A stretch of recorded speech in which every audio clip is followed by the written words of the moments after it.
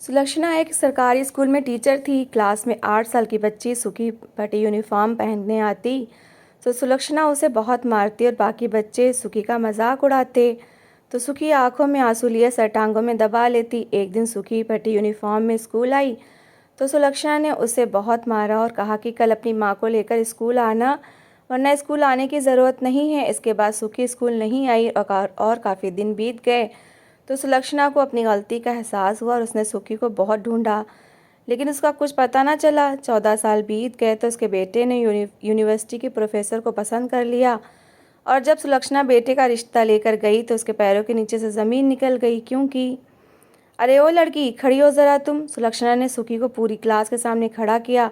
उसकी जेब आधी से ज़्यादा फटी हुई थी जिस पर उसने हाथ रख लिया। यूनिफॉर्म भी काफ़ी फटी हालत में था। सुलक्षणा कहने लगी, इधर आओ। वो बेचारी अपनी बेंच से बाहर निकलकर सुलक्षणा के सामने जाकर खड़ी हो गई। कहने लगी, जी टीचर। वो कहने लगी, जब स्कूल में पढ़ने की औकात ही नहीं है तो क्यों एडमिशन लिया था? ज़रा सबको दिखाओ ना कि तुम्हारी यूनिफॉर्म की हालत क्या है। उसकी आंखों में मोटे मोटे आंसू भर आए थे, लेकिन सुलक्षणा को उस पर बहुत गुस्सा आया था। उसने जेब से सुखी का हाथ पीछे किया। जेब पर कई बार सिलाई लगाई गई थी और यूनिफॉर्म सिलाई की जगह से फटी हुई थी और सिलाई के काबिल नहीं थी। कहने लगी, देखो बच्चों, ये है तुम्हारी क्लास फेलो जो बेचारी इस काबिल भी नहीं है कि यूनिफॉर्म ले सके। अरे भाई, तुम ही इसका भला कर दो। ऐसा करो, अपनी पॉकेट मनी से पैसे जमा करके इसको यूनिफॉर्म खरीद दो। ये सुनकर बाकी क्लास की बच्चियां भी हंसने लगीं। सुखी गर्दन झुकाए सबकी बातें सुन रही थी। सुलक्षणा ने कहा, अपना हाथ आगे बढ़ाओ। मैं तो तंग आ चुकी हूँ। जब तक तुम्हें मार नहीं पड़ेगी तुम नहीं सुधरोगी। सुखी ने अपना हाथ आगे बढ़ा दिया। बड़ी जोर से सुलक्षणा ने डंडा उसके हाथ पर मारा था कि वो बिलबिला उठी थी। इसी तरह दूसरे हाथ पर भी 5-6 डंडे सुलक्षणा ने सुखी को मारे थे। हाथ लाल हो गया था और वो सिसकियों से रो रही थी। सुलक्षणा कहने लगी, खड़ी हो जाओ यहाँ पर ताकि सब तुम्हारा फटा हुआ यूनिफॉर्म देखें। यूनिफॉर्म पहनकर धो धोकर उसका रंग बदल चुका था और अब तो वो कपड़ा गलने लगा था, सिलाई के काबिल भी नहीं रहा था। इस पर सुलक्षणा की सख्ती और मार अब सुखी खड़ी थी, रोए जा रही थी। जब सुलक्षणा ने कहा, अपना रोना धोना बंद करो और एक टांग पर खड़ी हो जाओ, तभी तुम सुधरोगी। सुखी एक टांग पर काफ़ी समय तक खड़ी रही। सुलक्षणा ने सबकी कॉपियाँ चेक की और बच्चों को सवाल समझाने लगी। हालांकि सुखी पढ़ाई में बहुत अच्छी थी, कभी भी किसी टेस्ट में फेल नहीं हुई थी, लेकिन सुलक्षणा से ये सब बर्दाश्त नहीं होता था। कहती थी कि प्रॉपर यूनिफॉर्म में आया करो, साफ रहा करो। गवर्नमेंट स्कूल की वो टीचर थी और वहाँ पर बस एक ही बार बच्चों को यूनिफॉर्म दिया जाता था। बाकी अगर किसी को यूनिफॉर्म दोबारा लेना हो तो उसके पैसे देने पड़ते थे। हर साल बच्चे नया यूनिफॉर्म खरीद लेते थे, लेकिन सुखी का यूनिफॉर्म वही पुराना था। लगातार 3 साल से वो यही यूनिफॉर्म पहन रही थी। अब तो सलवार भी टखनों से ऊंची हो चुकी थी। सुलक्षणा ने तीसरी क्लास के बच्चों को पढ़ाती थी, जहाँ पर ज़्यादातर बच्चियों की उम्र 10 साल थी। हालांकि रोते रोते एक टांग पर खड़े खड़े सुखी ने अपना सारा लेसन समझा था। अगले दिन जब टेस्ट लिया गया तो सुखी के पूरे नंबर आए थे। सुलक्षणा की बेटी भी इसी स्कूल में पढ़ती थी, लेकिन उसके नंबर कभी भी अच्छे नहीं आते थे और यही बात सुलक्षणा से बर्दाश्त नहीं होती थी कि लड़की जो कि यूनिफॉर्म लेने की भी औकात नहीं रखती, आखिर इतना अच्छा कैसे पढ़ लेती है। और उसकी बेटी जिसे वो नई नई चीज़ें लेकर देती थी और सबसे ज़्यादा ध्यान से पढ़ाती थी, वो हमेशा सुखी से कम नंबर ही ला पाती थी। सुलक्षणा को कोई और बहाना तो मिलता नहीं था, इसलिए वो सुखी से बदला लेने के लिए उसके यूनिफॉर्म को निशाना बनाती थी। आज भी जब उसने टेस्ट में नंबर ज़्यादा लिए तो कहने लगी कि मुझे तो लगता है कि तुम चीटिंग करके पास होती हो। चलो बताओ मुझे कि तुमने चीटिंग की है या नहीं। वो कहने लगी कि नहीं मिस, मैं चीटिंग नहीं की, मैंने चीटिंग नहीं की। मैं क्यों चीटिंग करूँगी? वो कहने लगी, मैं नहीं मानती कि तुम्हारे इतने अच्छे नंबर आ सकते हैं। वो बेचारी कहती रह गई कि मैंने मेहनत से याद किया है, आप चाहें तो मेरा टेस्ट दोबारा ले लीजिए। लेकिन सुलक्षणा ने उसकी कोई बात नहीं मानी, इसलिए उसके पैरों पर डंडे मारे। कहने लगी, यूनिफॉर्म खरीदने की औकात नहीं है और कहती कि खुद टेस्ट दिया याद किया है। हालांकि बेतुकी सी बात थी, लेकिन सुलक्षणा को तो जैसे सिर्फ मारने का बहाना चाहिए था। उसने सुखी के टखनों पर इतना मारा कि बेचारी की टखनों से खून निकलने लगा। वो चीखने चिल्लाने लगी। गवर्नमेंट स्कूल में टीचरों को मारने पर कुछ भी नहीं कहा जाता था। ना प्रिंसिपल इस बात पर एक्शन लेता था और ना ही बच्चों के माता पिता के कहीं बच्चों को स्कूल से निकाल ना दिया जाए और जो 2-4 क्लास उन्होंने पढ़नी है वो भी छूट जाएगी, क्योंकि प्रिंसिपल टीचर्स को कुछ नहीं कहती थी, बल्कि माँ बाप को डांट डपट करके भेज देती थी कि ऐसा करे, अपने बच्चों का स्कूल छुड़वा दें, हमें कौन सा आप लोग फीस देते हैं। सब कुछ तो आप लोगों को फ्री मिलता है, इसलिए माँ बाप कभी भी प्रिंसिपल से टीचर की शिकायत नहीं लगाते थे, बल्कि अपने बच्चों से कहते थे कि ठीक से पढ़ा करो ताकि स्कूल से डंडे ना खाने पड़े। बहरहाल सुलक्षणा को अपनी किसी भी हरकत पर कोई अफसोस न था, अपनी बेटी को इस स्कूल में पढ़ाने पर भी मजबूर थी। सुलक्षणा को अपने किसी भी रवैये पर कोई अफसोस नहीं था, अपनी बेटी को इस गवर्नमेंट स्कूल में पढ़ाने पर इसलिए भी वो मजबूर थी क्योंकि उसका पति पैसे नहीं कमाता था। सारे खर्चे सुलक्षणा के सर पर थे, इसलिए मजबूरन अपनी बेटी को वो गवर्नमेंट स्कूल में पढ़ा रही थी। लेकिन उसकी बेटी पढ़ने में ज़्यादा अच्छी ना थी जितनी कि सुखी थी, इसलिए उसे सुखी से जेलस और नफरत होने लगी थी कि आखिर ये लड़की कैसे इतना अच्छा पढ़ लेती है। पूरी क्लास में सबसे ज़्यादा अच्छे नंबर सुखी के आते थे। उसे मौका ही नहीं मिलता था कि वो सुखी को इस बात पर सज़ा दे सके कि उसे पाठ याद नहीं है या उसने होमवर्क समय पर नहीं किया। उसकी कॉपी किताबें भी साफ़ सुथरी रहती थीं, बैग भी। बस एक यूनिफॉर्म की हालत बड़ी बुरी थी और यही एक पॉइंट सुलक्षणा के हाथ लग गया था। वो हर टाइम इसी बात को निशाना बनाती थी, उसे मारने का बहाना ढूंढती थी, क्योंकि असल वजह थी उसकी बेटी के कम नंबर आते थे। हालांकि वो अपनी बेटी से घर का कोई काम भी नहीं करवाती थी, हर टाइम उसे किताबें लेकर बैठाए रखती थी। लेकिन वो दिमागी तौर पर इतनी बुद्धिमान नहीं थी, यहाँ तक कि जो टेस्ट सुलक्षणा को क्लास में लेना होता था वही सवाल अपनी बेटी को याद करवाती थी। लेकिन जब तक वो टेस्ट देने के लिए लिखना शुरू करती तो उसका दिमाग काम करना छोड़ देता था। सुखी फटाफट लिख लेती थी। बाकी टीचर्स भी सुखी की बुद्धिमत्ता की बहुत तारीफ़ें करती थीं। ये तारीफ़ें सुन सुनकर सुलक्षणा अंदर ही अंदर सुखी से नफरत करने लगी थी। एक बार सुलक्षणा कहने लगी कि मैं बिना बताए टेस्ट लूँगी और किसी भी दिन ले लूँगी, इसलिए सब बच्चे तैयारी करके आए। उसने अपनी बेटी को खूब तैयारी करवाई थी। उस दिन उसने अचानक से टेस्ट लिया। सिर्फ सुलक्षणा की बेटी जानती थी कि आज मेरी माँ टेस्ट लेंगी। उसने पहला सवाल ही अपनी बेटी शीतल से पूछा, जिसका जवाब उसने ठीक से दे दिया। सुलक्षणा बड़ी खुश थी, शीतल की तारीफ़ करने लगी। इसके बाद उसने सुखी से बड़ा मुश्किल सवाल पूछा। सुखी ने उसका जवाब दे दिया। इसके अलावा एक दो बच्चियों से पूछा तो वो चुपचाप खड़ी रहीं। फिर उसने सुखी से एक और कठिन सवाल पूछा। सुखी ने इसका भी जवाब दे दिया। वो एक से एक कठिन सवाल उससे पूछती गई और सुखी उसके जवाब देती गई। अपनी बेटी से उसने 2-3 और आसान सवाल पूछे थे, लेकिन वो शक्ल देखने लगी और नहीं में सर हिलाने लगी कि मुझे नहीं आता। पीछे खड़ी एक बच्ची ने कह दिया कि टीचर, अगर सुखी इसका जवाब न देती तो आप इसे तो स्टिक से मारना शुरू कर देती, फिर आप शीतल को क्यों नहीं मारती? इसने 3 सवालों के जवाब गलत दिए हैं, इसलिए कि वो आपकी बेटी है। ये सुनकर सुलक्षणा को तो जैसे आग सी लग गई थी। कहने लगी, मैंने तुम लोगों में कभी फ़र्क नहीं समझा। लड़की कहने लगी, अगर फ़र्क नहीं समझा तो जैसे आपने हमें डंडे मारे हैं क्योंकि हमें जवाब नहीं आते थे, आप शीतल को भी मारिए। वो लड़की भी शायद गुस्से में बैठी थी। सुलक्षणा उस लड़की के सामने शर्मिंदा सी हो गई थी, इसलिए उसने शीतल को हाथ आगे करने के लिए कहा। वो रोने लगी क्योंकि माँ की लाडली थी और आज तक कभी सुलक्षणा ने उस पर हाथ नहीं उठाया था। लेकिन सिचुएशन कुछ ऐसी बन चुकी थी कि उसे मारना पड़ा। लेकिन उसने इतनी ज़ोर से डंडा नहीं मारा था जितना सुखी को या दूसरी क्लास की बच्चियों को मारती थी। शीतल मार खाने की आदी नहीं थी, इसलिए हल्का सा डंडा भी उसे बड़ी ज़ोर का लगा था। वो रोए जा रही थी। सुलक्षणा ने छुट्टी के बाद घर ले जाकर उसे आइसक्रीम भी खिलाई, लेकिन उसका रोना बंद नहीं हो रहा था। जब सुलक्षणा के पति को पता चला कि सुलक्षणा ने शीतल के हाथ पर डंडा मारा है तो सुलक्षणा से लड़ने झगड़ने लगा कि तुम होती कौन हो मेरी बच्ची पर हाथ उठाने वाली। वो कहने लगी कि मैं क्या करूं, मुझे मजबूरन इसे मारना पड़ा। इतना याद करवाती हूं लेकिन यह है कि पढ़ती ही नहीं है।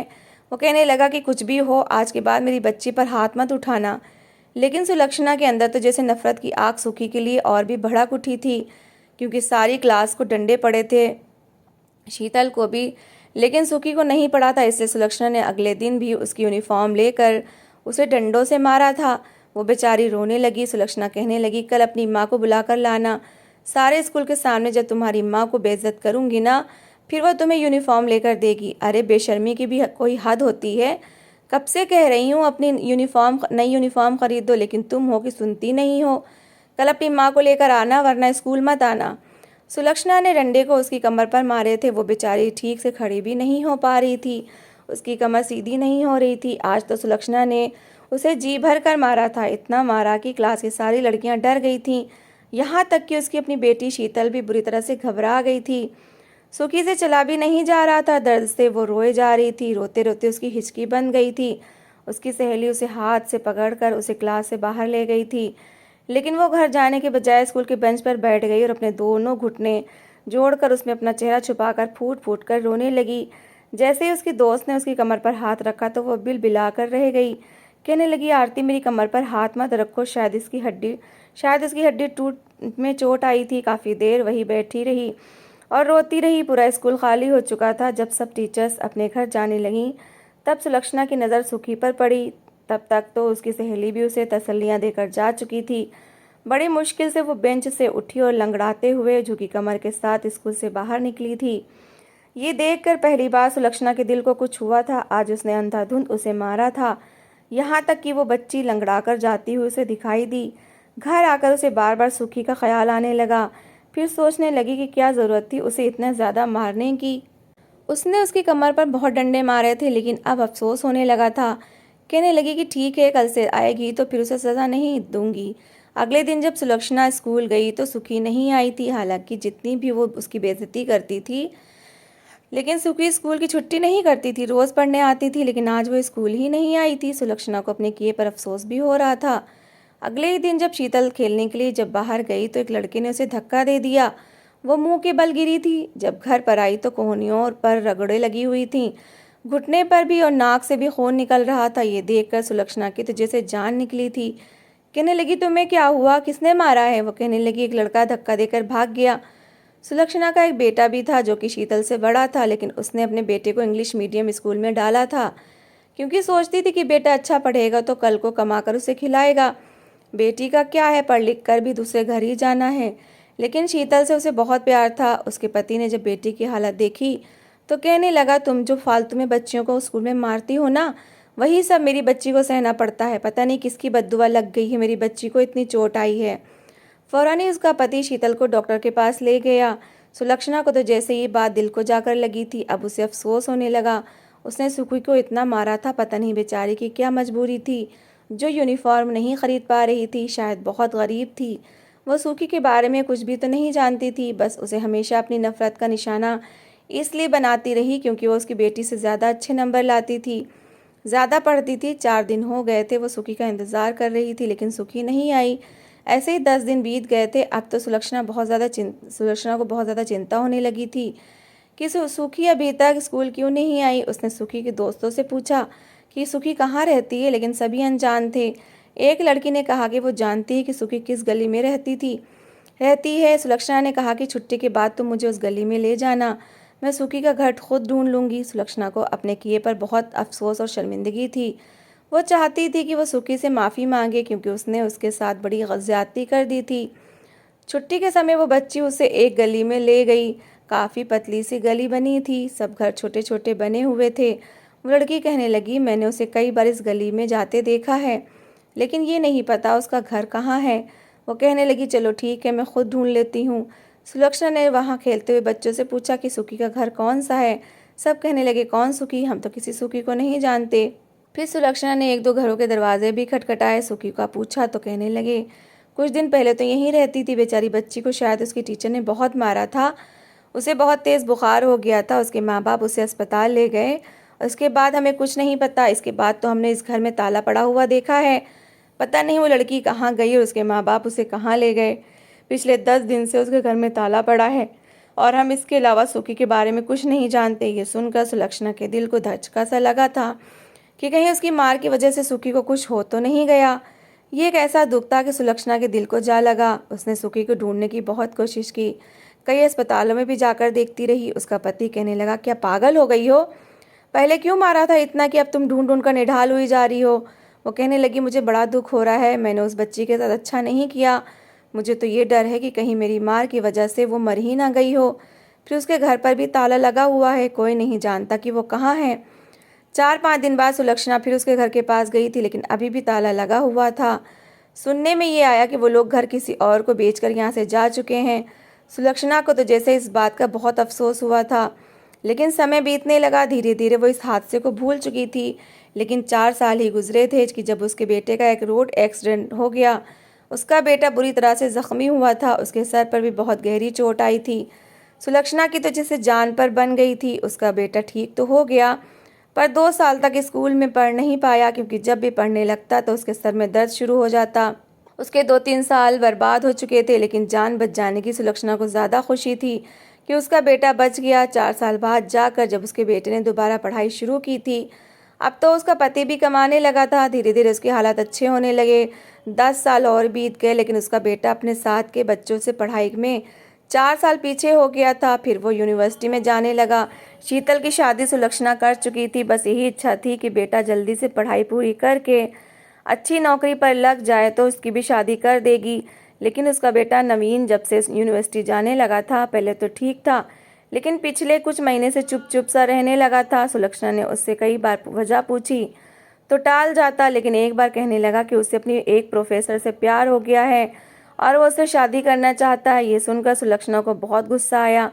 कहने लगी, होश में तो हो, तुम्हारी प्रोफेसर वो भी यूनिवर्सिटी की? वो लड़की तो बहुत बड़ी होगी, बल्कि लड़की क्या, वो तो कोई औरत होगी। वो कहने लगा, नहीं, वो कम उम्र लड़की है, ज़्यादा बड़ी नहीं है, लेकिन काबिल बहुत है। मैं उसी से शादी करना चाहता हूँ, मुझे वो बहुत पसंद है। वो कहने लगा कि मेरी पढ़ाई पूरी होने में कुछ महीने रह गए हैं और उसके बाद मैं जॉब शुरू कर दूंगा। लेकिन सुलक्षणा इस बात पर तैयार नहीं थी। कहती थी कि लड़की तुमसे बड़ी होगी। वो कहने लगा, मेरे 4 साल बर्बाद हुए हैं, वो मुझसे बड़ी नहीं है, मैं उसी से ही शादी करूंगा। खुद सोचिए मम्मी, मैं भी कमाऊंगा, वो भी कमाएगी, तो फ़ायदा तो आप ही को होगा। ये सुनकर सुलक्षणा चुप हो गई। कहने लगी, ठीक है, मैं मिल लेती हूँ। सुलक्षणा अपने बेटे का रिश्ता जब उस प्रोफेसर लड़की के लिए लेकर गई तो सामने बैठी लड़की को देखकर वो हैरत में गिरफ्तार हुई थी और वो लड़की भी उसे ध्यान से देखे जा रही थी। लड़की सच में उसके बेटे से छोटी थी। उसकी आंखें देखकर सुलक्षणा जैसे कई साल पीछे चली गई थी। वही आंखें आंसुओं से भरी हुई जिसे उसने बहुत मारा था। आज वो यूनिवर्सिटी की लेक्चरर थी। आज वो अपने बेटे के लिए कुछ मांगने उसकी चौखट पर आई थी। सुलक्षणा ने तुरंत उसकी माँ से लड़की का नाम पूछा। वो कहने लगी, सुखी, सुखी हंसराज। ये सुनकर तो सुलक्षणा को कोई शक ही नहीं रहा था। सुखी भी शायद उसे पहचान चुकी थी, इसलिए माथे पर बल डालकर खड़ी हो गई। कहने लगी, माँ, इन लोगों को मना कर दीजिए, मुझे यहाँ शादी नहीं करनी। सुलक्षणा कहने लगी, ऐसा मत करो, मैं अपने किए पर बहुत शर्मिंदा हूँ। सुखी की माँ हैरत से दोनों को देखने लगी। ये एक दूसरे को कैसे जानती हैं? वो कहने लगी, नहीं, मुझे आपसे कोई शिकायत नहीं, लेकिन मैं एक ऐसी जालिम औरत की बहू नहीं बन सकती जिसे बच्चों पर तरस ना आए। माँ, इनसे कहिए यहाँ से चले जाएं। सुलक्षणा ने उसकी बड़ी मिन्नत की, क्योंकि जानती थी कि आज वो लाखों कमाती है और बेटा भी उससे प्यार करता है। लेकिन सुखी की तरफ से साफ इनकार था, जो कभी भी हाँ में नहीं बदल सकता था। सुलक्षणा को अब एहसास हुआ था कि उसने अतीत में किस तरह कदर क्रूरता का व्यवहार किया था और अब वो उसके सामने आया था। वो तो जैसे बस ज़मीन में गड़ी जा रही थी। तो दोस्तों, इस कहानी को लेकर आपकी क्या राय है, कमेंट बॉक्स में ज़रूर बताएं। और अगर कहानी अच्छी लगी हो तो प्लीज़ इसे लाइक करें। अगर आपने अभी तक हमारे चैनल को सब्सक्राइब नहीं किया तो ज़रूर कर लीजिए। तो मिलते हैं ऐसे ही एक मोटिवेशनल कहानी के साथ। Thanks for watching.